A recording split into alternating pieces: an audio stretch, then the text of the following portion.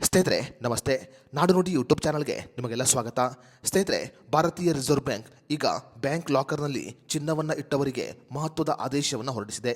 ಭಾರತೀಯ reserve bank ಈಗ bank ಲಾಕರ್ಗಳಿಗೆ ಸಂಬಂಧಪಟ್ಟಂತೆ ದೇಶಾದ್ಯಂತ ಕೆಲವು ಹೊಸ ನಿಯಮಗಳನ್ನು ಜಾರಿಗೆ ತಂದಿದೆ. ಸ್ನೇಹಿತರೆ, ಭಾರತೀಯ ರಿಸರ್ವ್ ಬ್ಯಾಂಕಿನ ಈ ಹೊಸ ನಿಯಮ ವಿಶೇಷವಾಗಿ ಬ್ಯಾಂಕ್ ಲಾಕರ್ನಲ್ಲಿ ಚಿನ್ನವನ್ನು ಇಟ್ಟವರಿಗೆ ಅನ್ವಯವಾಗುತ್ತೆ.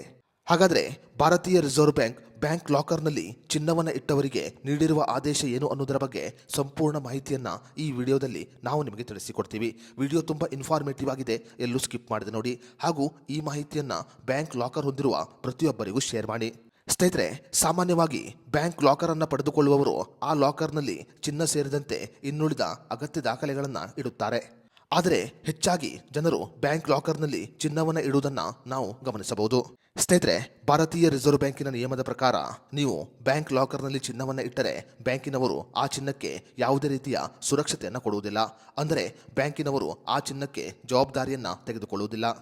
ಬ್ಯಾಂಕ್ ಲಾಕರ್ಗಳಿಗೆ ಸಂಬಂಧಪಟ್ಟಂತೆ ಯಾವುದೇ ರೀತಿಯ ಇನ್ಶೂರೆನ್ಸ್ಗಳು ಇರುವುದಿಲ್ಲ. ಹೀಗಾಗಿ ಬ್ಯಾಂಕಿನವರು ಯಾವುದೇ ರೀತಿಯ ಜವಾಬ್ದಾರಿಯನ್ನು ತೆಗೆದುಕೊಳ್ಳುವುದಿಲ್ಲ. ಸಂಪೂರ್ಣವಾಗಿ ನಿಮ್ಮ ಜವಾಬ್ದಾರಿಯ ಮೇಲೆ ನೀವು ಬ್ಯಾಂಕ್ ಲಾಕರ್ನಲ್ಲಿ ಚಿನ್ನವನ್ನು ಇಡಬೇಕು.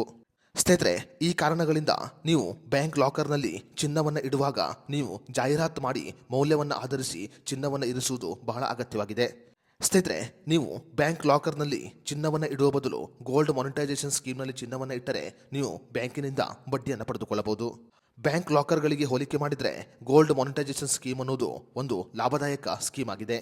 ಬ್ಯಾಂಕಿನ ಗೋಲ್ಡ್ ಮಾನಿಟೈಸೇಷನ್ ಸ್ಕೀಮ್ನಲ್ಲಿ ನೀವು ಚಿನ್ನವನ್ನು ಇಟ್ಟರೆ ನೀವು ಇಟ್ಟ ಚಿನ್ನಕ್ಕೆ ಬ್ಯಾಂಕಿನವರು ಬಡ್ಡಿಯನ್ನು ಕೊಡುತ್ತಾರೆ. ಅಂದರೆ ಚಿನ್ನದ ಬೆಲೆಯ ಆಧಾರದ ಮೇಲೆ ನೀವು ಬಡ್ಡಿಯನ್ನು ಪಡೆದುಕೊಳ್ಳಬಹುದು.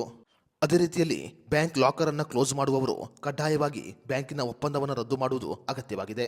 ಬ್ಯಾಂಕ್ ಲಾಕರನ್ನು ಹೊಂದಿರುವವರು ಆ ಲಾಕರನ್ನು ಕ್ಲೋಸ್ ಮಾಡುವ ಸಮಯದಲ್ಲಿ ಒಪ್ಪಂದವನ್ನು ರದ್ದು ಮಾಡಬೇಕು. ಇಲ್ಲವಾದರೆ ನೀವು ದಂಡವನ್ನು ಪಾವತಿ ಮಾಡಬೇಕಾಗುತ್ತೆ.